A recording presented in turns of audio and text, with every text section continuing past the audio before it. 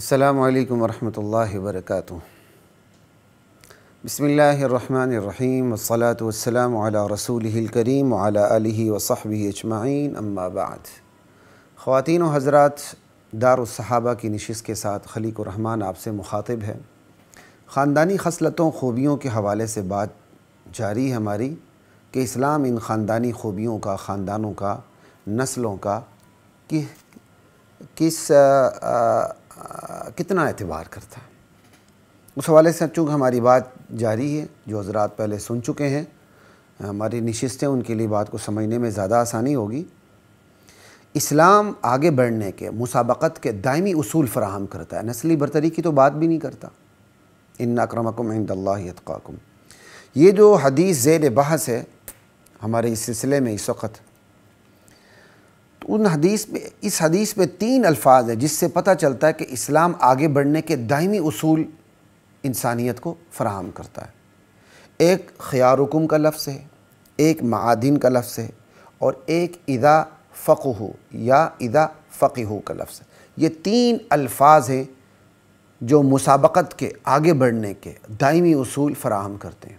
خیارکم، اللہ کے نبی کی جو حدیث ہے کہ تم میں سے بہترین وہ ہے جو جاہلیت میں اپنی خوبیوں کے حوالے سے بہترین سمجھے جاتے تھے، وہ اسلام میں بھی بہترین ہے۔ تو بھائی جو جتنا آگے بڑھ سکتا ہے بڑھ لے۔ خیارکم سے پتہ چل گیا، جو اپنی خوبیاں جتنی اچھی بنا سکتا ہے بنائے، میدان کھلا ہے، یہ گز یہ میدان۔ ایک تو خیارکم کے لفظ سے پتہ چلا مسابقت کا اصول۔ دوسرا معادن، اللہ کے نبی نے خاندانوں کو کانوں سے تعبیر کیا ہے کہ جس طرح سونے، چاندی، نمک وغیرہ کی کانیں ہوتی ہیں، یورینیم کی کانیں ہوتی ہیں، انسانی خاندان بھی دراصل کانیں ہیں۔ جس طرح سونے کی کان چاندی کی کان سے، چاندی کی کان یورینیم کی کان سے، یورینیم کی کان نمک کی کان سے مختلف ہوتی ہے، اس طرح بالکل انسانی خاندان بھی اپنی طبیعتوں میں، اپنے مزاج میں، اپنی خوبیوں میں، اپنی خصلتوں میں، اپنی خامیوں میں ایک دوسرے سے مختلف ہوتے ہیں۔ اب یہ کوئی پتھر کی کانیں تو نہیں ہے نا، سونے چاندی کی کانیں تو نہیں کہ جس کے اندر تبدیلی نہ آ سکے، حالانکہ زمانہ گزرنے کے ساتھ سونے چاندی اور تمام کانوں میں تبدیلیاں آتی رہتی ہیں، یہ ایک الگ موضوع ہے۔ لیکن انسان کو اپنے اندر تبدیلی پیدا کرنے کا اختیار دیا گیا ہے۔ کہا یہ خاندان صرف خاندان نہیں، کانیں ہیں۔ کوئی اپنے آپ کو سونے کی کان بنانا چاہے بن جائے، چاندی کی کان بنانا چاہے بن جائے، یورینیم کی کان بننا چاہے بن جائے، اپنی خصلتوں کو بہتر کرے۔ تو یہ معادن کا لفظ بھی آگے بڑھنے کا ضابطہ فراہم کرتا ہے۔ تیسرا لفظ جو آگے بڑھنے کا ضابطہ فراہم کرتا ہے، بلکہ ضابطے کو حقیقی شکل دیتا ہے، وہ لفظ اذا فقہو۔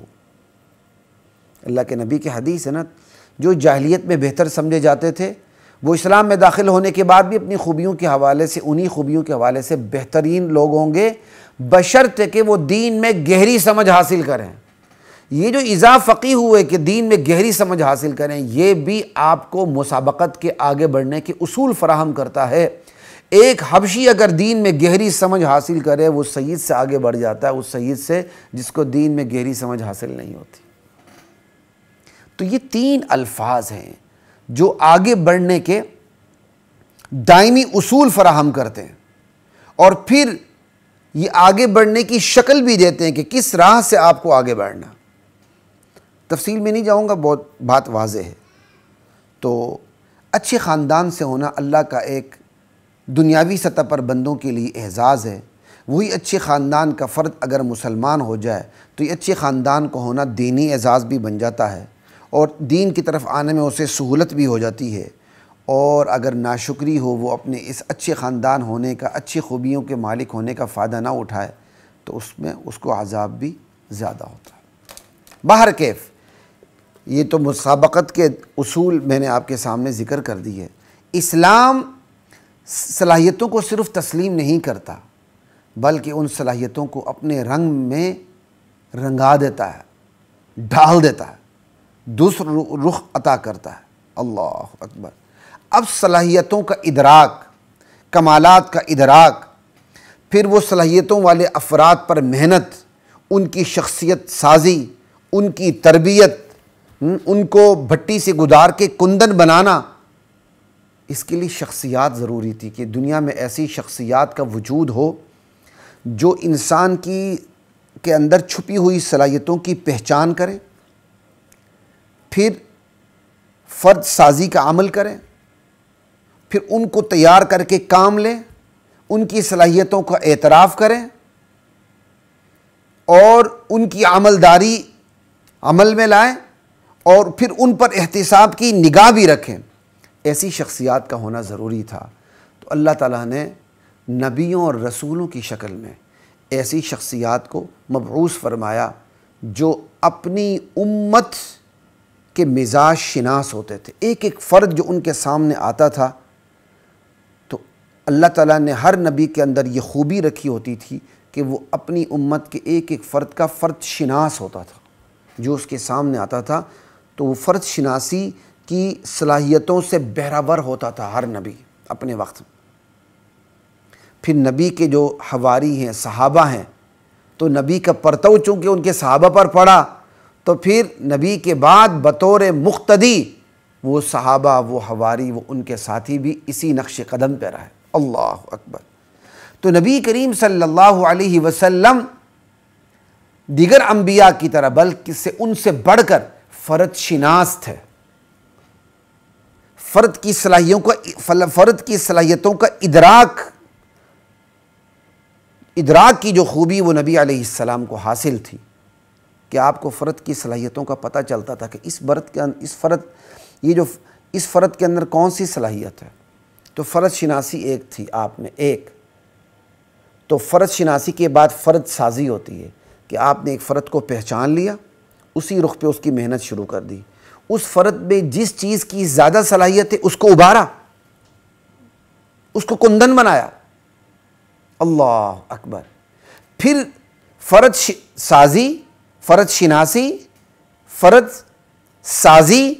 سازی کے بعد کیا ہے؟ فرد کی صلاحیتوں کا اعتراف، کہ ایک فرد کو پہچان بھی لیا، اس پر محنت بھی ہو گئی، جب وہ کندن بن گیا تو اس کی صلاحیتوں کا اعتراف بھی کر لیا۔ یہ نبیوں کا کام ہوتا تھا اور ہمارے نبی نے یہی کام کیا کہ آپ نے اپنی امت کے وہ افراد جنہوں نے اسلام قبول کیا ان کی صلاحیتوں کا ادراک بھی فرمایا، ان پر محنت بھی کی، جب وہ کندن بن کے تیار ہو گئے ان کی صلاحیتوں کا اعتراف بھی کیا، پھر صلاحیتوں کے مطابق ان سے کام بھی لیا، ان کی عملداری عمل میں آئی، یعنی جس صحابی میں جو صلاحیت تھی اس سے وہی کام لیا اور کام لیتے ہوئے احتساب کی کڑی نگاہ پوری رکھی۔ یہ 5 چیزیں ہیں لیڈر کی، رہنما کی۔ کسی کی لیڈرشپ کو دیکھنا ہو تو یہ چیزیں دیکھ لیجئے: فرد شناسی، فرد سازی، فرد کی صلاحیتوں کا اعتراف، پھر ان صلاحیتوں سے کام لینا، فرد کی عملداری، پھر فرد کا احتساب، کام لیتے ہوئے پوری کڑی نگاہ رکھنا۔ اللہ اکبر۔ یہ نبی علیہ السلام کی صفات تھی لیڈرشپ کی۔ ذالکما مما علمنی ربی، مطالعے سے جو اللہ تعالیٰ نے میرے ذہن میں القاء کیا، جو شہد تیار ہوا مختلف پھولوں کو چوس کے، وہ میں نے آپ کے سامنے رکھ دیا۔ اب اگر ان 5 چیزوں کو سامنے رکھیں، فرد سازی، فرد شناسی، فرد کی صلاحیتوں کا اعتراف، فرد کی عملداری، فرد کا احتساب، تو کیا چیز نکھر بکھر سدھر کے سامنے آ جاتی ہے؟ وہ یہ آتی ہے کہ اسلام میں نسلی برتری کا کوئی تصور نہیں۔ اپنی صلاحیتوں سے جو جتنا آگے بھاگ سکتا ہے، دوڑ سکتا ہے، میدان میں دوسروں کو شکست دیتے ہوئے جتنا آگے جا سکتا ہے جائے، میدان کھلا اس کے لیے۔ اللہ اکبر۔ تو یہ اصول بھی نسلی برتری کی نفی کرتے ہیں۔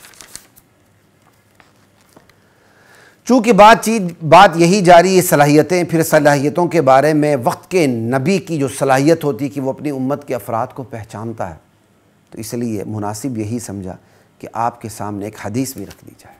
اللہ اکبر۔ عن انس بن مالک رضی اللہ عنہ، حضرت انس بن مالک رضی اللہ عنہ سے روایت ہے، ان رسول اللہ صلی اللہ علیہ وسلم قال، کہ رسول اللہ صلی اللہ علیہ وسلم نے ارشاد فرمایا۔ یہ سنن ابن ماجہ کی حدیث ہے 154۔ ارحم امتی بامتی ابو بکر، میری امت کا سب سے زیادہ رحم دل جو بندہ ہے نا، جو افراد پہ، رعایا پہ رحم دلی سے کام لے، میری امت کی سب سے رحم دل شخصیت وہ ابو بکر کی ہے رضی اللہ عنہ۔ اللہ اکبر۔ وَأَشَدُّهُمْ فِي دِينِ اللَّهِ عمر وفی روایت فی امر اللہ عمر۔ اور اللہ کے دین کے معاملے میں سب سے قوی اور سخت حضرت عمر ہے۔ اللہ کے دین کے احکام کے نفاذ کا معاملہ ہو، حضرت عمر سے کوئی تگڑا نہیں ہے۔ اللہ اکبر۔ وَأَشَدُّهُمْ فِي دِينِ اللَّهِ عمر وَأَصْدَقُهُمْ حَيَاءً عثمان۔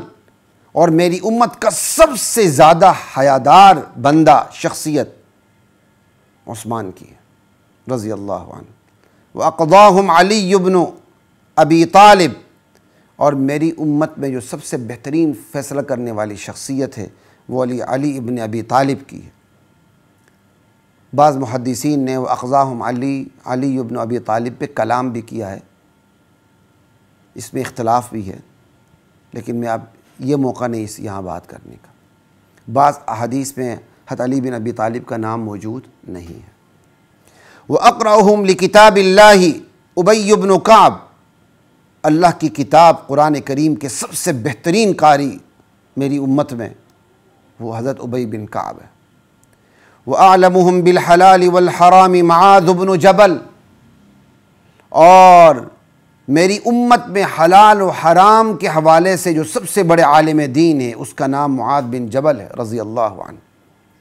وَأَفْرَزُهُمْ زید بن ثابت۔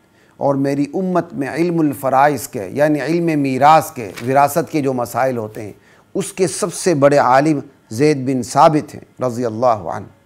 الا وَإِنَّ لِكُلِّ أُمَّةٍ أَمِينًا۔ لوگو کان کھول کے سن لو، ہر امت میں ایک امین ہوتا ہے۔ وہ امین هذه الامة ابو عبیدہ بن الجراح۔ اور اس امت کا جو امین ہے وہ ابو عبیدہ بن جراح ہے۔ اللہ اکبر۔ امین جو امانت دار ہو، جس پر اعتبار کیا جا سکے، جس پر اعتماد کیا جا سکے۔ کہ میری امت کی سب سے زیادہ امین شخصیت، سب سے زیادہ امانت دار شخصیت، سب سے بڑھ کے وہ شخصیت جس پر اعتبار کیا جائے کسی بھی معاملے میں، کسی بھی چیز کے حوالے سے، وہ ابو عبیدہ بن جراح کی ہے۔ یہ حدیث آپ کو میں نے سنا تھی۔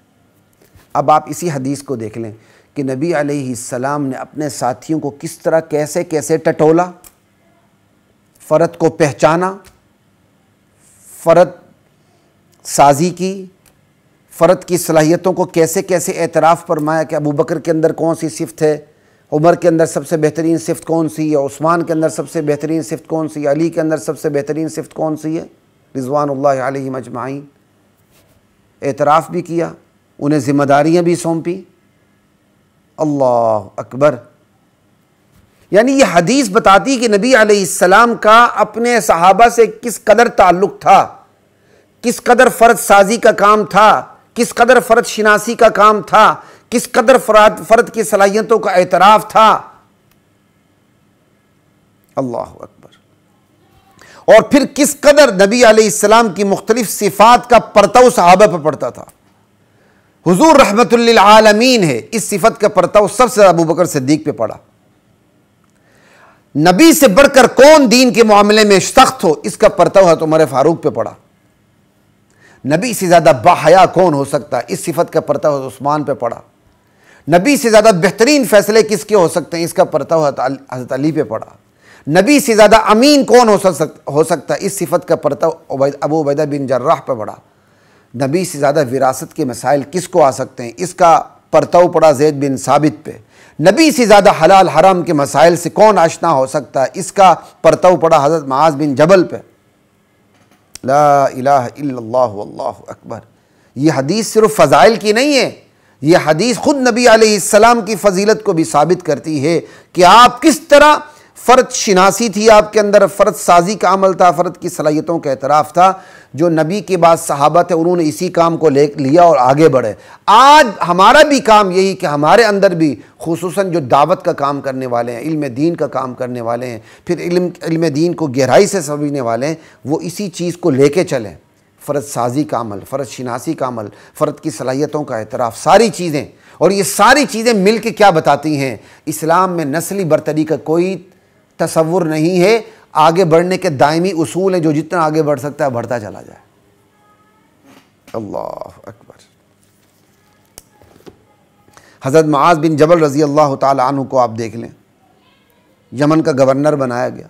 پوچھا کیسے فیصلہ کرو گے؟ بکتاب اللہ بسنت رسول اللہ اجتہد برأیی، لمبی حدیث ہے. پہلے امتحان بھی لیا. پتہ تھا معاذ بن جبل اس لائق ہے کہ ان کو گورنر بنایا جائے، قاضی بنایا جائے، حاکم بنایا جائے یمن کا. اس کے باوجود کچھ سوالات بھی کیے.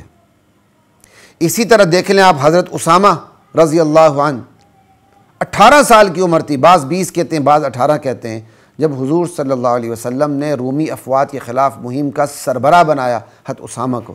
صرف 18 سال عمر تھی. تو 18 سال کی عمر کا جب سربراہ بنایا تو اس لشکر میں کون کون تھے پتہ ہے آپ کو؟ حضرت ابوبکر جیسی شخصیت بھی اسی لشکر میں تھی، حضرت عمر رضی اللہ تعالیٰ عنہ جیسی شخصیت بھی اسی لشکر میں تھی. بڑے بڑے کبار صحابہ، اکابرین صحابہ اس لشکر میں تھے، جس لشکر کا سربراہ 18 سال کی عمر کا حضرت اسامہ بن زید اس کے سربراہ تھے. ان کی سربراہی میں اتنے بڑے بڑے صحابہ کام کر رہے تھے. نبی علیہ السلام نے 18 سال کی عمر میں رومی افواج کے خلاف لشکر کا سربراہ 18 سال کی اسامہ کو بنا کے نہ صرف ان کی صلاحیتوں کا اعتراف کیا بلکہ بڑے بڑے صحابہ کا امتحان بھی لے لیا کہ وہ نبی کے حکم پر اسامہ کی امارت کو تسلیم کرنے کے لیے تیار بھی ہیں کہ نہیں.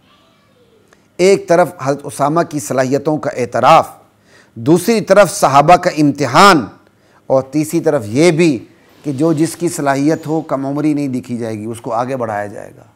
یہی وجہ آپ بعد میں دیکھ لیں، تابعین کی سرکردگی میں صحابہ جہاد کرتے رہے. جو قسطنطینیہ کا جہاد ہوا جس میں حضرت ابو ایوب انصاری رضی اللہ تعالیٰ عنہ بھی شریک ہوئے، اس غزوے کے سربراہ کون تھا؟ صحیح بخاری میں ہے، یزید تھا. اللہ اکبر. ابو ایوب انصاری رضی اللہ تعالیٰ عنہ کا جنازہ بھی امیر یزید نے پڑھایا. تو مطلب یہ ہے کہ جنگی مہم میں تابعی بھی صحابی کا سربراہ بن سکتا ہے. اور چونکہ لشکر اسامہ میں حضرت عمر جیسی شخصیت بھی شامل تھی، تو جب حضرت اسامہ سے ملاقات ہوتی نا حضرت عمر کی، تو حضرت عمر کیا فرماتے تھے پتہ ہے آپ کو؟ مرحبا بامیری، اے میرے امیر، مرحبا، ویلکم. دیکھنے والے نے دیکھا، تعجب کیا، تو حضرت عمر نے کہا کہ اسامہ کو نبی علیہ السلام نے مجھ پر امیر بنایا تھا. جب ہم وفات رسول سے پہلے صلی اللہ علیہ وسلم رومی افواج کے خلاف مہم کے لیے نکلنے لگے تھے، تو اس مہم کی سربراہی اللہ تعالیٰ نے اسامہ کو دی تھی. تو حضرت عمر کہا کرتے تھے مرحبا بامیری، اے میرے امیر، ویلکم ہو.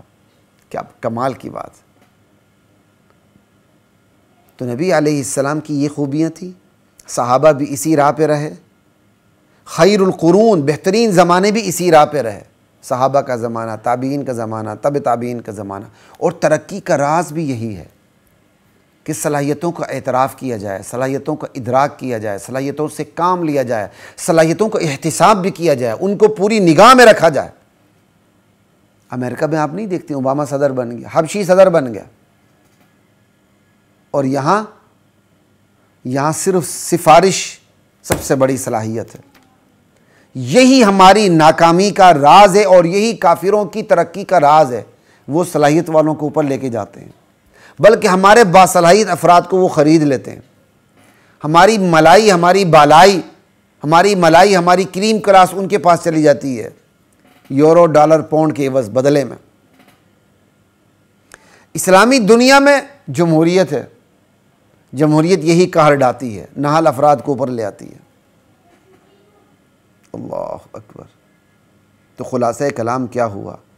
نسلی برتری کا کوئی تصور نہیں، صلاحیت کے برتری کا تصور ہے، بس یہی آفاقی دین کا آفاقی مزاج ہے۔